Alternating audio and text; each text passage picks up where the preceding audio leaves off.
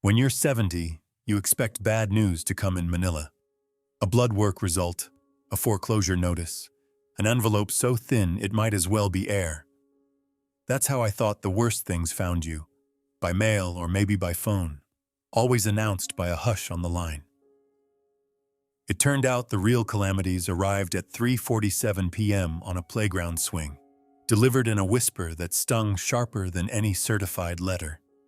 Please subscribing so stories like this don't stay unseen. We were at Ridgedale Park, my grandson and I, just before 4. The November wind snuck beneath my collar and set the metal chains creaking. He was heavy enough now that the swing's seat pressed deep into my thighs, but not so heavy I couldn't get him going with a push from behind. The effort was good for me. The boys' laughter better. At 70, you learn to appreciate the difference between good exertion and the kind that lingers for days. He dragged the toes of his sneakers against the shredded tire mulch, leaving a trail of black curls in his wake, and twisted around to look at me. His face was Karen's at age 6, the same broad mouth and sloping brows. That resemblance had started to ache lately. It had been 3 years since we lost her, and I'd gotten used to missing the original, not expecting the echoes. "Grandpa," he said, "can I tell you a secret?" That's how it always started. There'd be a secret, usually about something he broke or a math test he wanted me to keep quiet about. I braced myself with a grandfather's patience and knelt so we were eye to eye. "Of course. You know all secrets are safe here." He looked over my shoulder, conspiratorial, then leaned in close enough I could smell the syrup on his breath.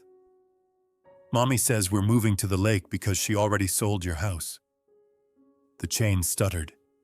I nearly let go of the seat. For a moment I thought he'd misheard something, but he repeated it, the words slower the second time, as if reading from a script. "She already sold your house." He seemed pleased with himself, like he'd delivered the punchline to a particularly good joke. I tried to smile, failed, then fished for the right response. "That's funny," I managed, "but Grandpa still lives in his house, you know that." He gave me a look, the unblinking stare of a child who expects adults to keep up. "Mommy said it's almost done. That's why we have to pack this weekend." His certainty hollowed me. I remembered a stray comment from Megan last week about boxes, her offhand, "We might be making some changes soon." I'd filed it as the kind of chaos that always brewed after Trevor lost another job. Still, the kid's words dug deeper than I could admit. I forced the swing back into motion. The chain whined in protest, the rhythm uneven now. "Well, buddy," I said, "sometimes grown-ups get things mixed up. Your mom's probably talking about something else." He accepted this with the easy faith of childhood and launched into a monologue about the Super Mario level he'd beaten. I nodded in the right places, but my mind had already left the park, racing toward the house. I imagined strangers walking through my living room, measuring drapes, pointing at the cracked tile in the foyer I'd never gotten around to fixing. The idea that it could be sold without my knowledge was absurd, but so was the fact that my daughter would use her own son as a messenger. I kept the swing moving, hiding the tremor in my hands by making it part of the rhythm. The wind picked up. I watched the sky, the contrails splitting the late sun, and let the cold bite at my face. I told myself there was a logical explanation. I told myself a lot of things. After a few more minutes, I checked my watch again. The hands quivered. "Time to go, champ." I lifted him off the swing, set him on the ground, and watched as he bolted for the edge of the playground. The walk home was mostly silent, except for his quiet humming. At the corner, he looked up at me. "Can we still go fishing at the lake?" I nodded, though I hadn't taken the boat out since Karen died. "Sure, buddy. We can always fish." He smiled, satisfied, and kicked a rock down the sidewalk. I watched it bounce ahead, skittering toward the future, impossible to call back. By the time we reached the house, I'd convinced myself it was nothing, but I couldn't shake the feeling that something had shifted and that I would soon be left clutching at empty air, the weight of loss heavier than ever. I spent most of my adult life performing ordinary miracles, not the kind that warranted celebration, but the small, grinding work that kept a family upright and out of the wind. My hands still remembered the feel of pipe thread and wallboard, the sting of solder on bare skin, the rush of warm air from a furnace I'd coaxed back to life at 2 a.m.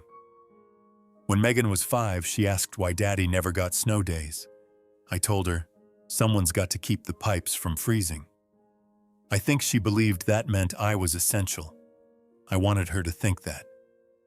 I took pride in being the guy who showed up with a wrench when everyone else ran for cover. If there was a reward for consistency, it was that our house always ran warm, and my daughter never missed a birthday party for lack of heat or light. I ran maintenance for the district for 33 years. Not glamorous work, but it paid overtime. And overtime paid for Megan's braces, her summer camps, the YMCA swim team, and every back-to-school shopping trip she ever remembered. When the plant cut our shifts to skeleton crews, I took on freelance work, ceiling fans for Mrs. Jurgensen, a new water heater for the high school math teacher who never once remembered my name. I didn't complain. I didn't know how. When Trevor came into the picture, I had my doubts, but kept them to myself. That's the rule when you're the only parent left. You lose the right to judge. They got married at City Hall, and I gave Megan a down payment on her first car instead of a wedding. She cried in the dealership lot, hugged me so hard I thought my ribs would crack. That was the first time I realized I would never stop trying to buy her happiness, no matter how much it cost. They had a kid, and I went back to working Saturdays. I wanted to be the grandpa who could afford Christmas gifts that required batteries and assembly, the one who always had a crisp 20 tucked in his wallet for the ice cream truck. When they needed help with the mortgage, I was there. When the roof sprung a leak, I patched it myself, balancing on brittle shingles while my knees barked in protest. The lake house was supposed to be my one selfish indulgence.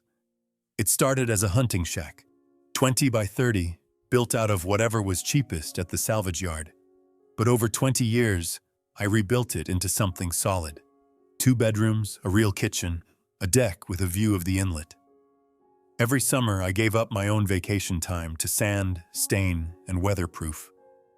3 summers just for the deck, driving lag bolts through pressure-treated planks until my palms blistered. I told myself it was worth it for the view, the quiet, the smell of pine and wet loam after the rain. But even that wasn't just for me.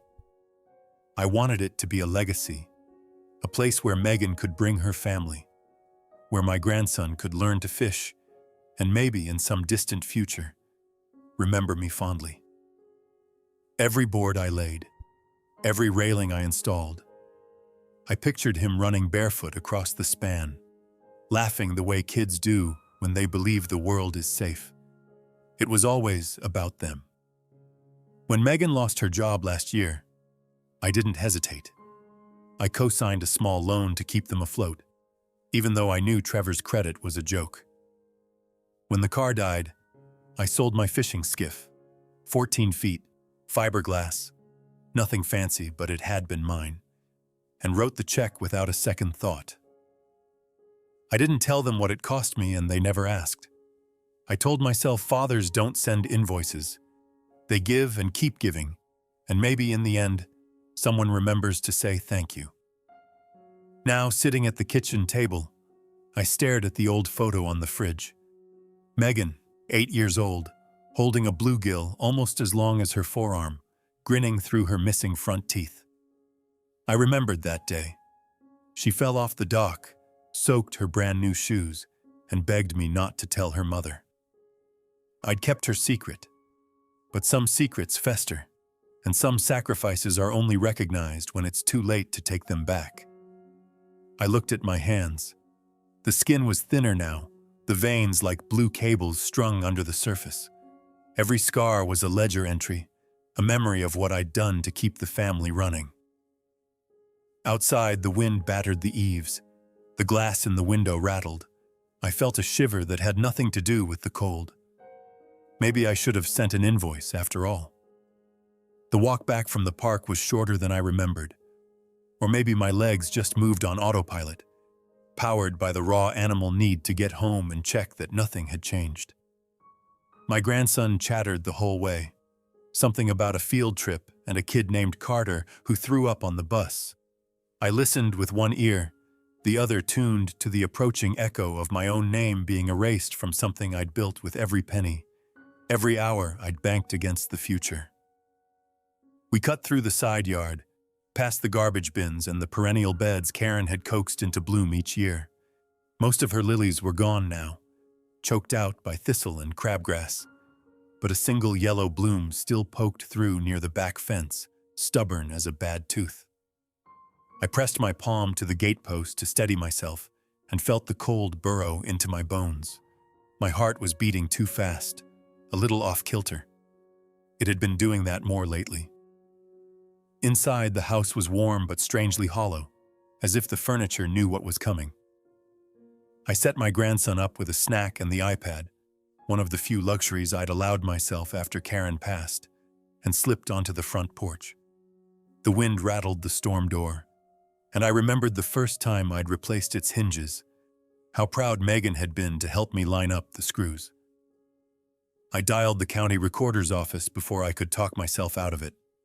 The phone rang 7 times before a woman answered, her voice thin with boredom and throat lozenges. County recorder's office. Parcel number? Yes. Sorry. Parcel 1143-B. She repeated it back, the numbers plodding and exact. I could hear the tap of her keyboard, a brittle staccato that made my skin crawl. Last name? Briggs. Walter. It's a lake property, under my name since... I stopped, realizing there was no reason to explain. No time for pleasantries. Okay, Mr. Briggs. What are we checking for today? Any transfer on the parcel. Anything at all. I, heard a rumor about changes. A pause. She cleared her throat. No deed transfers on file since 2018. However, there's a pending short-term rental license. Application submitted Monday. Lists you as owner, but the signature line is, owner/authorized agent. My grip on the phone tightened. Who's the agent? She read the name, slow and careful. Not my daughter's, not Trevor's, but a third party, one I recognized only as a friend of my son-in-law, a guy who had once borrowed my ladder and returned it 3 months later covered in paint. The bile rose up in my throat. I didn't authorize anything, I said. I meant for it to sound strong, but the words were thin as tissue paper. Well, the application is pending. They'll need you to sign at final inspection. Until then, it's just a matter of public record. Can I get a copy of the file? Email or fax? Email. I rattled off the address I'd made in the 90s and never bothered to update. All right, Mr. Briggs. You'll see it within the hour. Anything else? No, I said, and hung up before she could ask me if I needed help with anything else. I stared at the porch rail, the paint chipped and flaking, and tried to remember when I'd last sat here with Megan. Not just exchanged a few words on a holiday or passed a plate at Thanksgiving, but really sat together, side by side. It had been years. Maybe since Karen's funeral, when the two of us huddled under a wool blanket and tried to pretend we weren't just waiting for everyone to leave. Inside, my grandson laughed at something on the screen, the sound sharp and sweet. I forced myself back inside, made a show of checking the thermostat, then wandered to the kitchen to stare at the battered file cabinet where I kept every scrap of paper that proved who I was and what I owned. The email arrived before I'd finished pouring a glass of water. I opened it with hands that shook, scrolling past to the legal boilerplate to the scanned PDF of the rental application. There it was.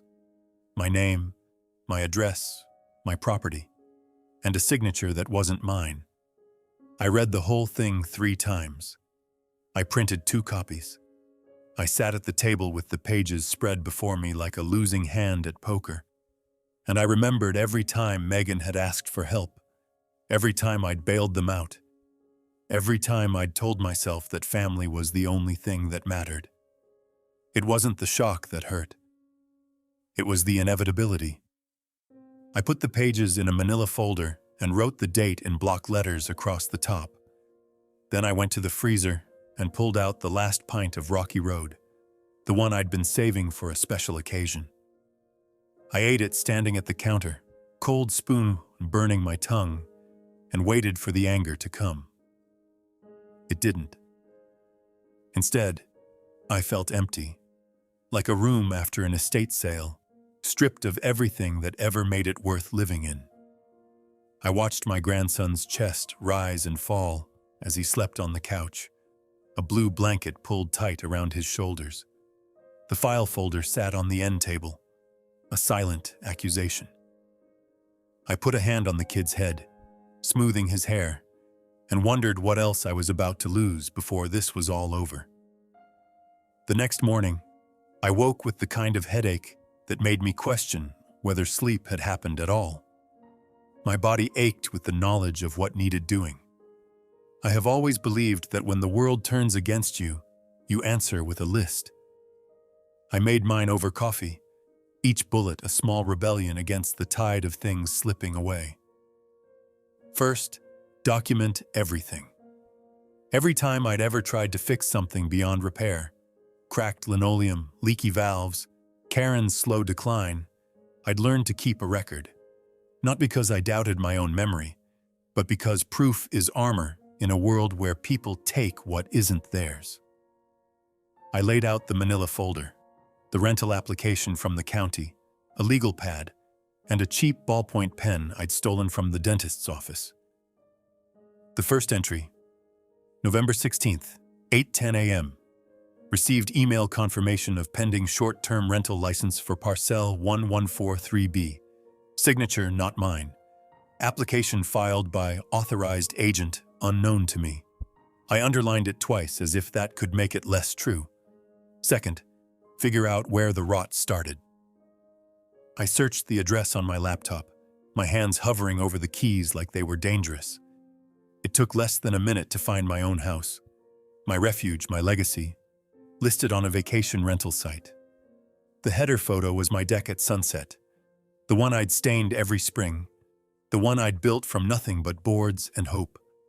The listing promised family memories by the water, with rates that would have made me blush if I was still capable of embarrassment.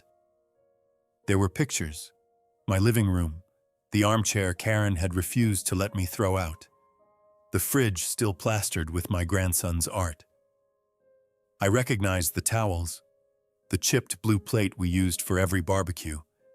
Each photo was a theft, a tiny betrayal staged for strangers' approval. I took screenshots of everything, every photo, every line of text, even the map with its little red pin stabbing my privacy. I saved the images to a USB drive, then printed hard copies, 3 to a page. The printer chugged and wheezed, the ink running thin sun on the last few, but I didn't care. I arranged the sheets in order, stapled the most incriminating to the top, and wrote evidence in block letters with a black Sharpie. I read the platform's policy on unauthorized rentals. Owners must consent to all listings. Fraudulent postings will be referred to law enforcement. The words made me laugh, bitter and short. I printed the policy, highlighted the relevant lines, and added them to the folder. Third, retrieve the originals. I opened the bottom drawer of the file cabinet, a battered thing I'd rescued from the school's trash heap, and pulled out the property deed and home insurance. The paper was heavier than I remembered, the signatures old but unmistakably mine.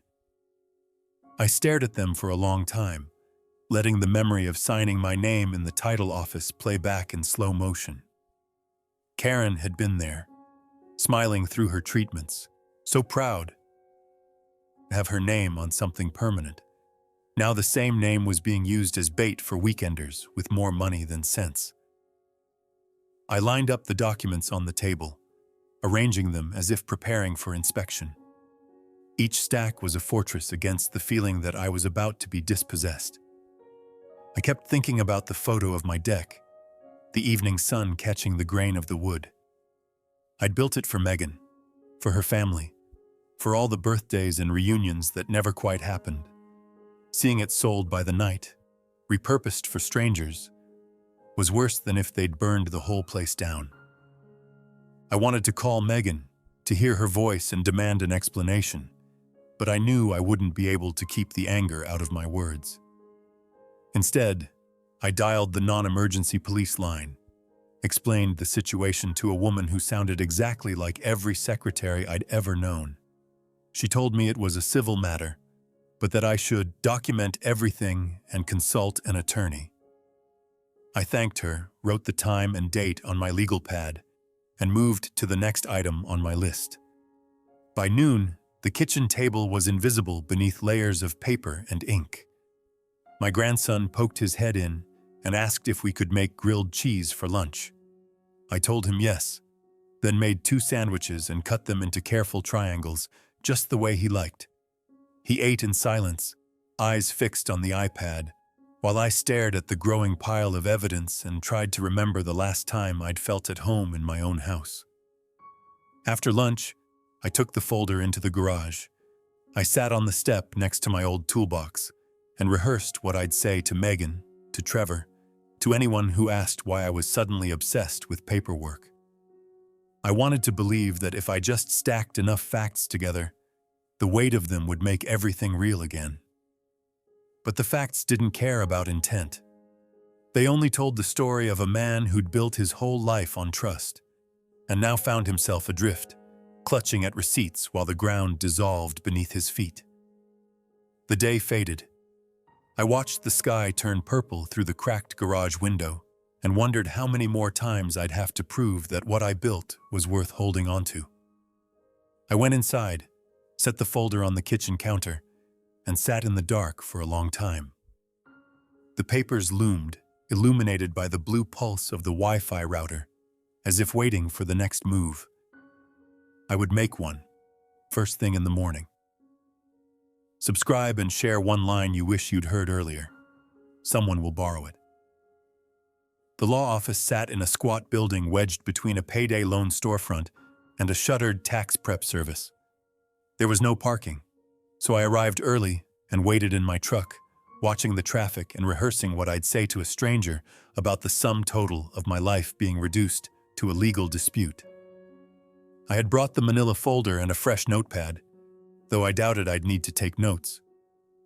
At 10:27, I went inside. The lobby was beige and underlit, with a handful of plastic chairs and a rack of 3-year-old magazines. The woman at the window wore a name tag, Miss Flores, attorney at law. She looked up, gave a small nod, and buzzed me through the door. Her office was as tidy as a bank vault. Files in color-coded folders lined the wall. There was no family photo, no art, just a small ceramic cat on the windowsill. She motioned for me to sit. I perched on the edge of the chair, the folder balanced on my knee. She spoke first, her voice as even as her part in the hair. Mr. Briggs, thank you for coming in on short notice. I've reviewed your email and the attached documents. May I? She gestured at the folder. I handed it over. She opened it, scanned the highlighted pages, the printouts, the deed. Her eyes flicked back and forth, making tiny notations in the margins with a red pen. This is thorough, she said, which will make my job easier. Walk me through the timeline, please. Start at the beginning. I recited everything, from the swing at Ridgedale Park to the PDFs, the phone call to the county recorder, the screenshots, the policies. She listened without interruption, only once stopping to clarify a date. When I finished, she pushed her glasses up the bridge of her nose and leaned back. It's good you caught this before it escalated, she said. What's happening is textbook property fraud, and the short-term rental market is a magnet for it. What you're feeling right now is normal: anger, helplessness, confusion. Don't let it cloud your next steps. I nodded, unsure whether she was comforting or warning me. We'll start by filing a property fraud alert with the county. It flags your parcel for any attempted transfer. Next, you'll sign a notarized affidavit stating that no one, including family members, is authorized to lease or sell on your behalf. That goes to the recorder, the licensing office, and the rental platform. I'll send certified copies and track the delivery. She set the folder aside, hands folded neatly on the desk. I need you to read and sign this affidavit. Do not be afraid of the legalese. If you have questions, ask. The document was dense and dry, but I read every word, my finger tracing the lines. Near the bottom, it specified, no agent, proxy, or family member has been or will be granted authority to lease, sell, or otherwise encumber the property at 1143B.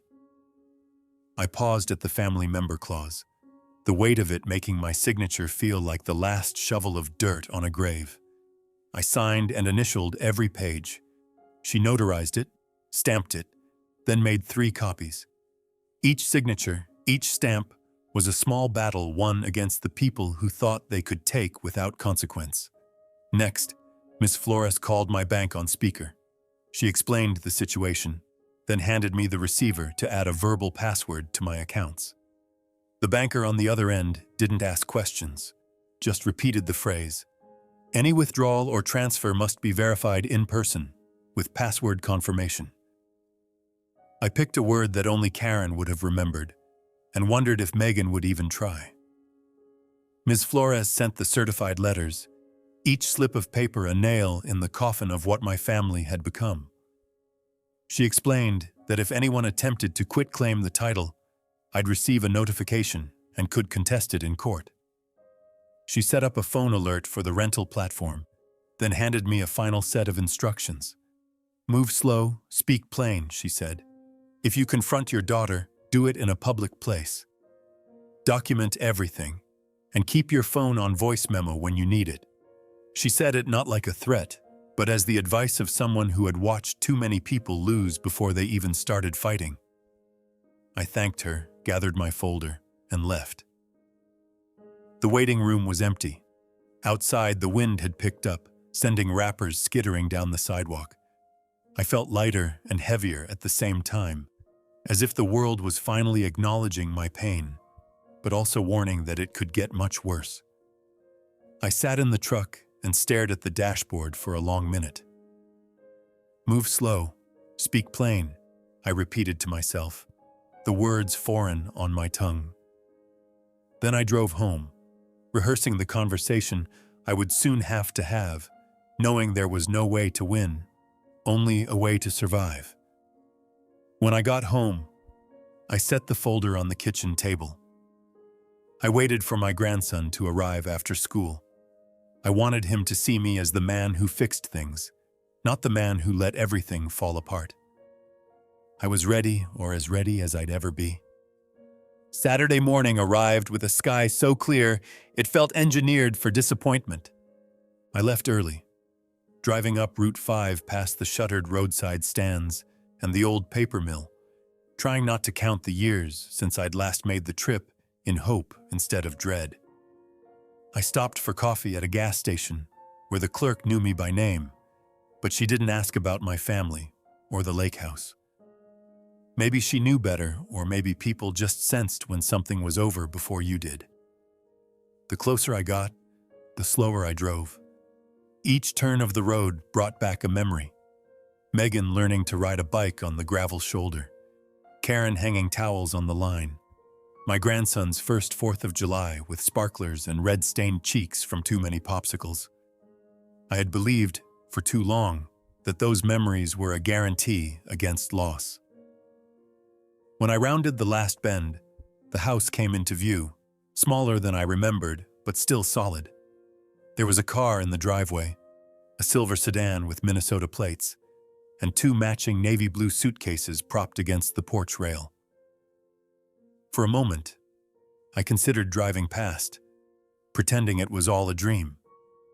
But the sight of those suitcases, perched on the deck I'd built for family, stopped me cold. I parked on the shoulder and walked up the drive. The couple on the porch looked like every couple I'd ever seen at a hardware store on Saturday morning. Tired, hopeful, a little underwhelmed by what the world had to offer.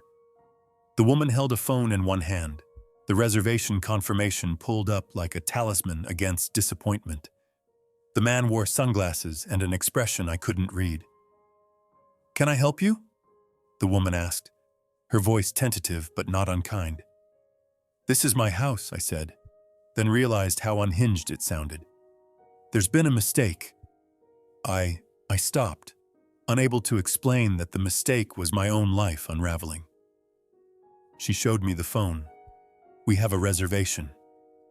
It's paid through tomorrow. Is there a problem?" I looked at the screen, saw my address, saw the rate by the night, saw the photo of the deck at sunset. I wanted to scream, but instead, I called the non-emergency police number, just as Ms. Flores had instructed. The dispatcher was brisk. "Do you feel threatened, sir?"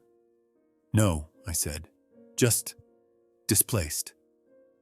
An officer arrived 20 minutes later, a woman with the tired eyes of someone who'd handled too many domestic disputes. She listened to both sides, read the platform emails, and finally asked if we could all agree to be civil while things got sorted. She took me aside, out of earshot, and said, "This happens more than you think. Property scams, vacation rentals, family disputes." She didn't say the word elder, but it was there in her tone. "Do you have proof of ownership?" I showed her the deed, the fraud alert, the affidavit from Ms. Flores. She read each one carefully, then nodded. "You're in the right.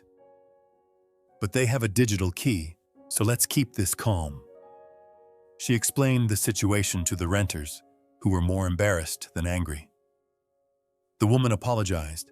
The man shrugged and started making calls to customer service. Within an hour, they packed their bags, loaded the car, and drove off without looking back.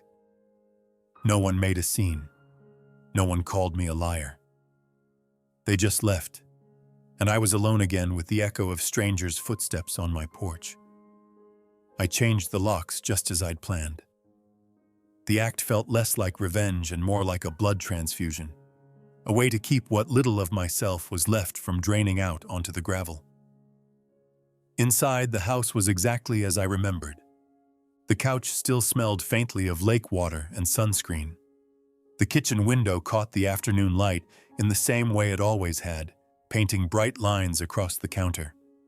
I walked from room to room, touching the walls, the doorknobs, the frame of the window where Megan had etched her initials as a teenager. I stood on the deck, breathing the cold air, and watched the wind ripple the surface of the water. For the first time in weeks, I felt something close to relief, as if each breath was returning a part of me I'd thought was lost. But the peace was temporary. I knew that. The house was safe for now, but the next storm would come from inside my own blood. I locked every door, set the alarm, and left the house exactly as I'd found it, except for the new locks and the certainty that, for once, I'd done something right. Driving home, I didn't bother with the radio. The silence was enough.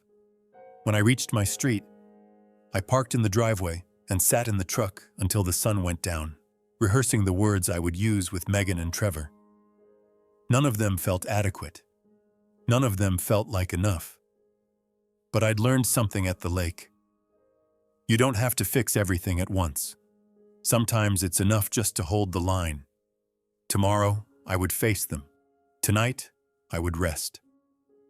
The night before the meeting, I didn't sleep. I walked the house in soft circles, tracing the perimeter the way I used to when Megan was a newborn and needed to be rocked for hours. I thought about every word I'd rehearsed in the truck, then watched them fall apart in the silence of my own kitchen. By dawn, I was running on nerves and caffeine, the folder from Ms. Flores waiting like a subpoena on the table.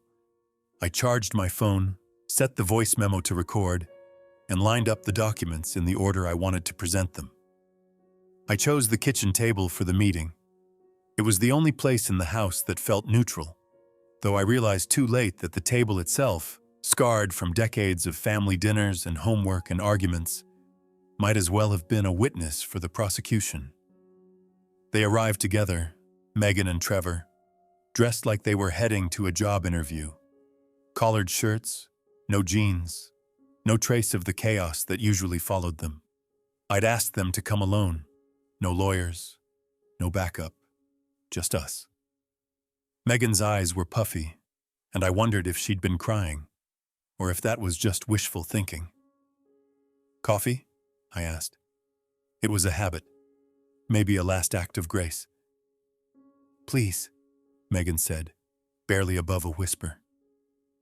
I poured 3 mugs, hands steady despite the pulse in my throat.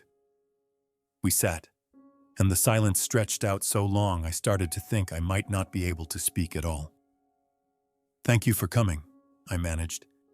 "I wanted us to talk before things got any worse."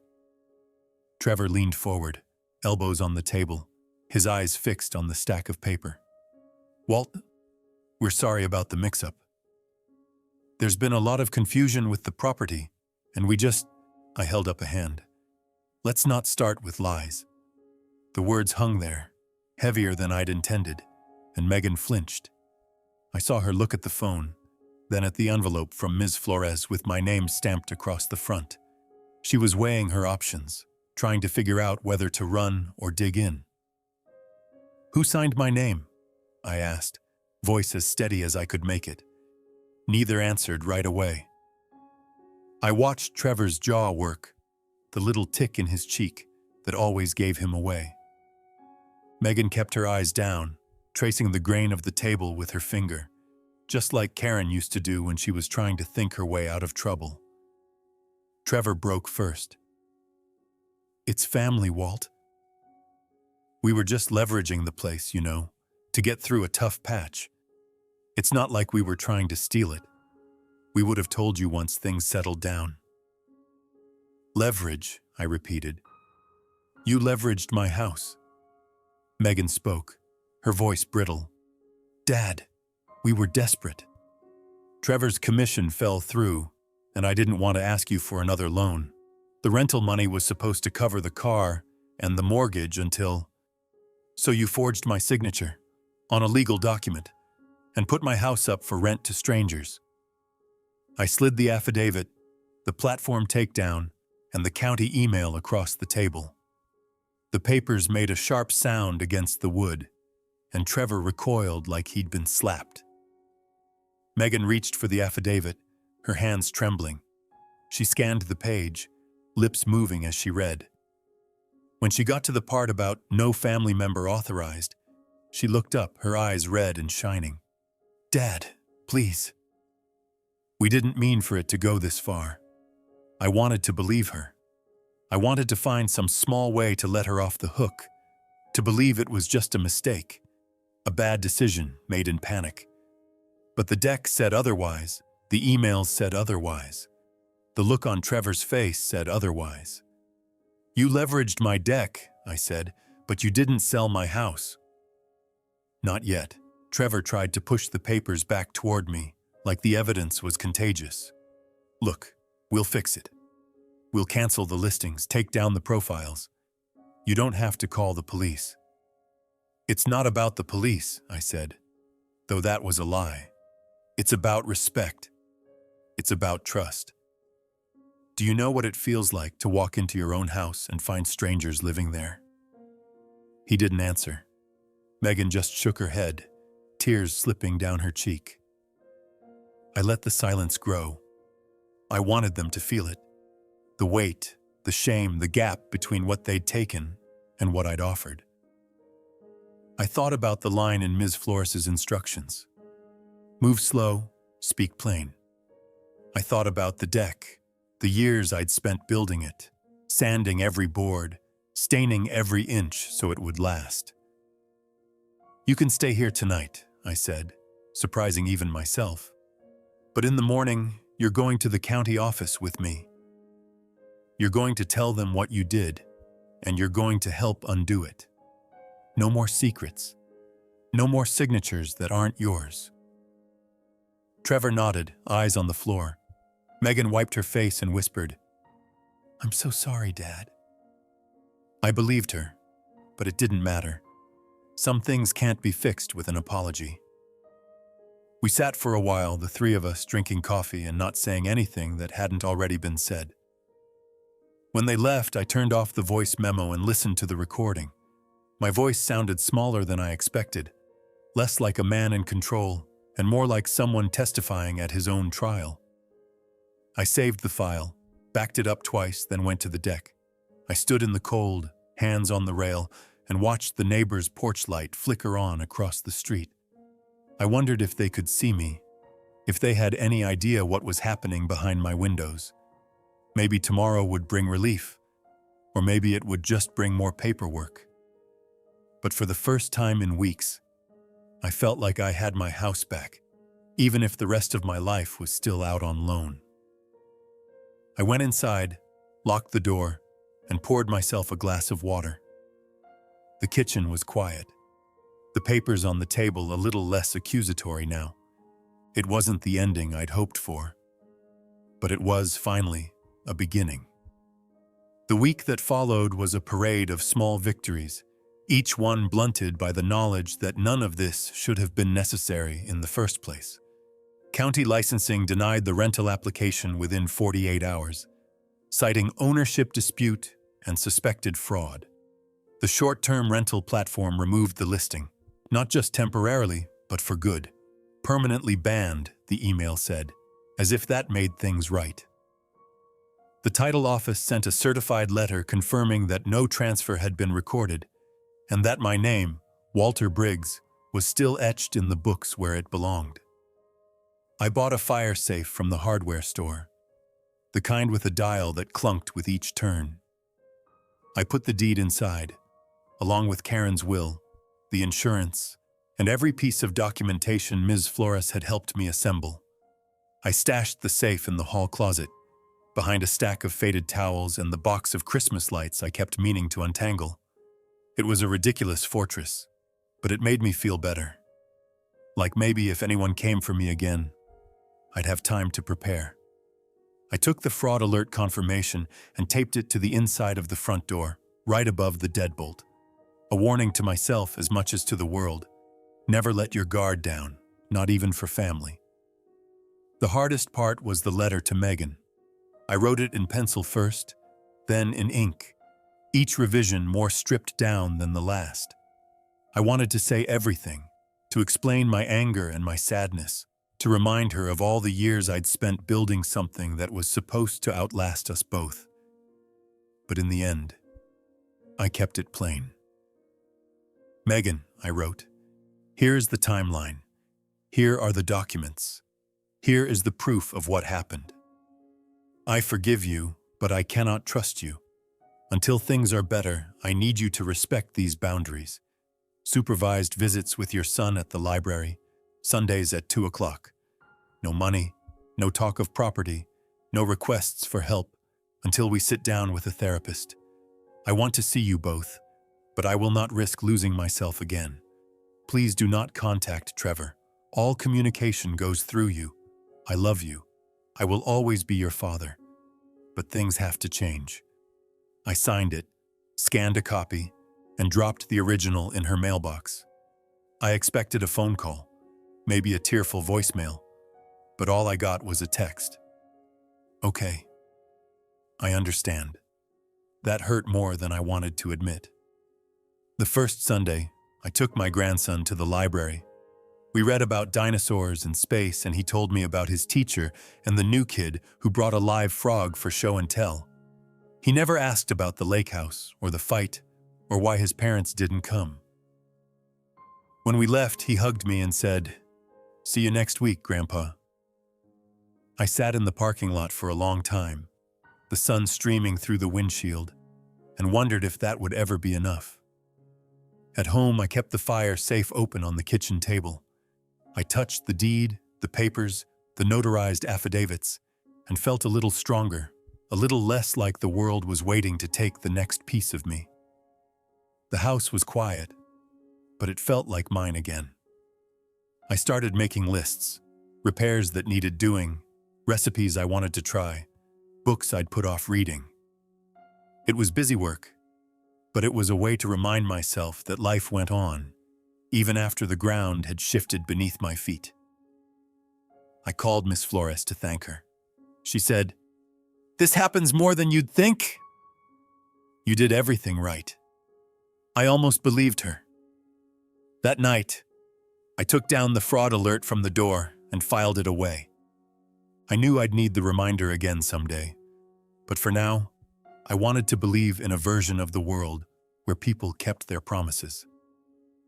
I made dinner for myself, just pasta and sauce, nothing special. I ate at the kitchen table, alone but not lonely, and let the quiet settle around me. For the first time in months, I slept through the night. I used to think justice meant getting back what was taken. Now I know better. Justice is a clerk at the county office, her voice flat and bored as she confirms there's no deed on file. It's the thud of a certified letter landing in someone else's mailbox, the finality of a lock clicking in place because you paid for the new cylinder yourself. I still wake some mornings expecting the ground to shift, expecting to find the world rearranged by the greed or need of someone I once trusted. But most days, it's the small things that fill the hours.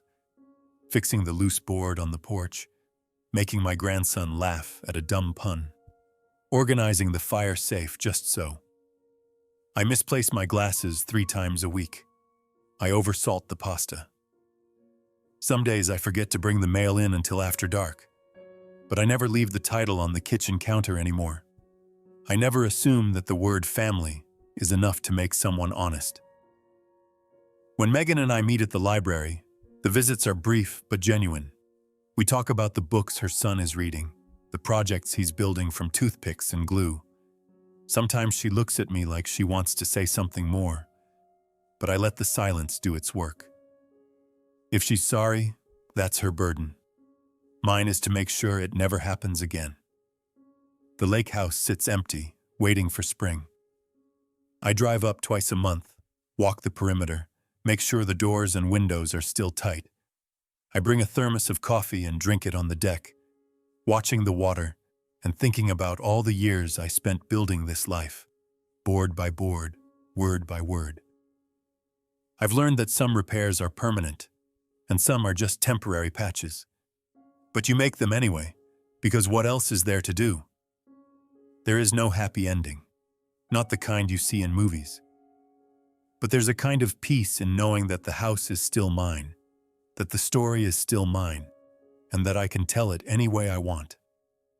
I pour another cup of coffee, careful not to spill. The sun climbs over the trees, slow and deliberate. I sit on the deck I built with my own hands and let the morning settle around me, unbroken, unclaimed. It's enough. If any of this rings true, subscribe and leave one sentence, the boundary you'll set this week.